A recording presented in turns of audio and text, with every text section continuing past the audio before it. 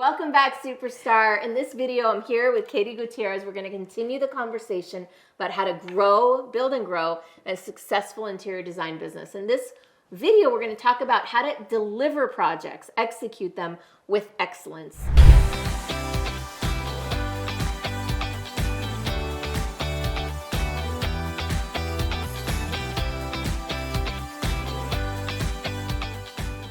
All right, Katie. So talk to me about the execution side, the project management side of interior design. What are some of the biggest challenges you see? Clients.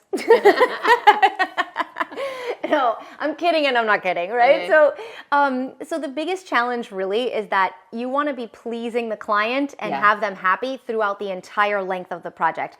And often there are parts of the project that are like lows, right? So if your project includes something that's construction related and the client's living in the house, for example, or the company is living in the workspace while construction is going on, then what happens is there's a low in their love for what's happening, right? Because their pencils are dusty, there's dust on their skin, they can't sleep in their bedroom, or they can't use the kitchen, or, like there are these real life challenges going on sometimes in the work that you're doing with people.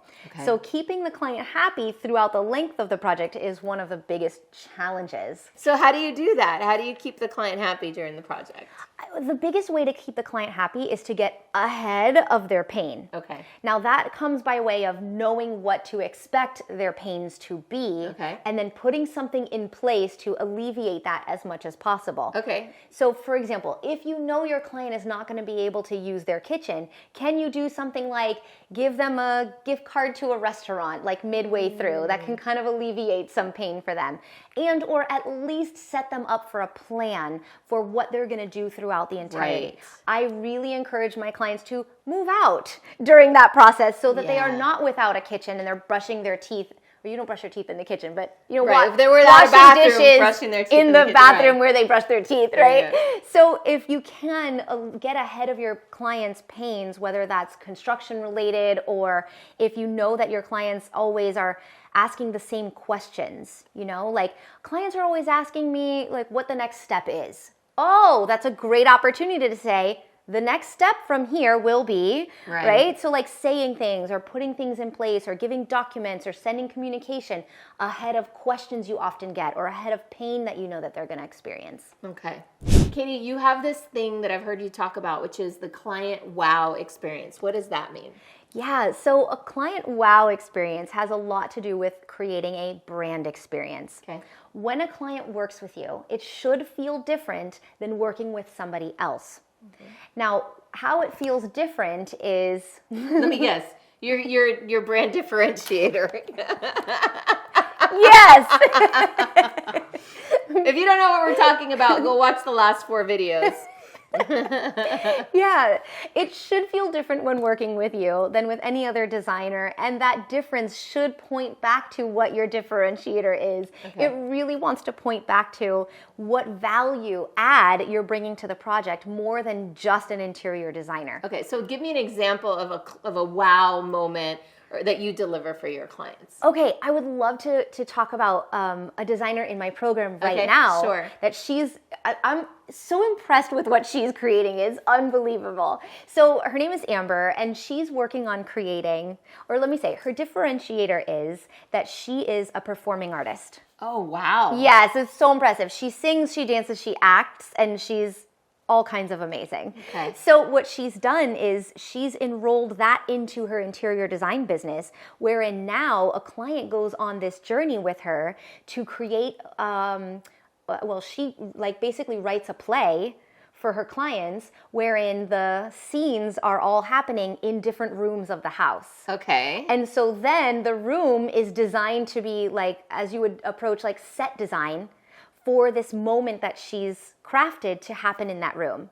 Okay. I hope this is not too confusing. No, I want to hear exactly what that looks like. Yeah. So let's say, for example, she's writing a play for this family, and she's designing, or she's writing about this story that happens in the kitchen. Okay. And the story is about the mom and the son doing homework together at the kitchen island, and the son needs crayon for the thing that he's drawing, right? Okay. So then what she'll do is she'll design the kitchen to have bar stools for the mom and the son to sit at. Maybe there's the island is designed in a way for there to be a head stool and a side stool so that the mom and son can have a side-by-side interaction that way facing each other. Okay. Maybe there's cubbies for the crayons to be kept right there at the bar stool. So the room then becomes designed around this like theatrical moment to happen. Oh, wow. Now that theatrical moment, of course, comes from how the family actually like relates and has a She's culture. not making this up. Right. She's interviewing the people client. don't even have a kid. Right? Like she's interviewing Exactly. like, what do you do in the kitchen? Exactly. Oh, we do homework. Exactly. And, okay. Yeah. All right. Okay. So it basically becomes this poem at the end of the day of this like beautiful interaction with the family. So she writes the play, she designs the room to be a set for that play, and then she writes a song for the clients as a parting gift. I know, and she sings it and records it and gifts it to them at the end. Oh, wow. So you can understand then how that's a very, very different brand experience to go through when working with her than working with me or anybody else. Okay. And it's really, really important in order to deliver excellence to have a unique experience for your client. Well, what about the usual things that one associates with excellence? Like, do you get into delivering things on time, and how do you do that part of things, like the more maybe slightly less creative but very important parts of delivering a project with excellence?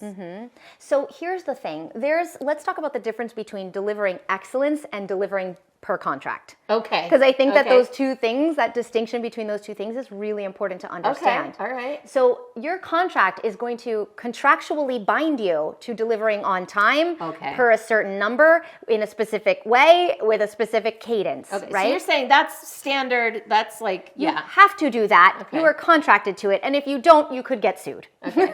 So how do you make sure that you deliver that? So one of the ways is by having an agreed upon set of things with the client. One of those is going to be an agreed upon schedule. Okay.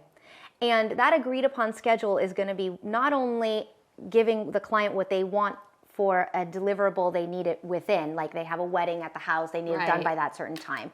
But it's also like, does it work for you, right? So you have to draft the contract in a way that you know you can execute on. Got it. Don't promise something you can't deliver. That's what I'm getting from this. Yes. Like, make sure that you can deliver on anything that you promise. And that is not wow experience. That's just basic level. That's like don't get sued level. Okay, all right, got it. Yeah. So there are two things in play. A client's basic expectation, which is per contract, and then there's the delivering excellence part, which is really how you create a brand experience, which is really how you create that cult following that we all want. All right, superstars, if you are listening to this and you haven't already realized you need to connect with Katie, please go to biographical.design.com, check out her unique design differentiator quiz at the top of that page, and learn a little bit more. Also, do you have information about your retreat on there? I do. Tell us a little bit about your retreat. So I have built a retreat to support interior designers in creating the core foundational pieces in their business that need to be set up around the differentiator in order to see the most maximum results with the most amount of passion-driven self involved in your business. Okay, so start with the unique design differentiator. How do they connect with you if they're interested in building out their business with you as a mentor? I would love to gift your audience with a phone call with me. So on my website, there's a book a call. Click that button and it'll take you directly to my calendar, and you and I can one-on-one set up a time to talk. I'm inviting you to consider acting on this quick, because I have a feeling you're not going to have availability to talk to every single person forever. I mean, you're speaking now. You're doing a lot of things now. So Katie's in demand. You can be in demand too.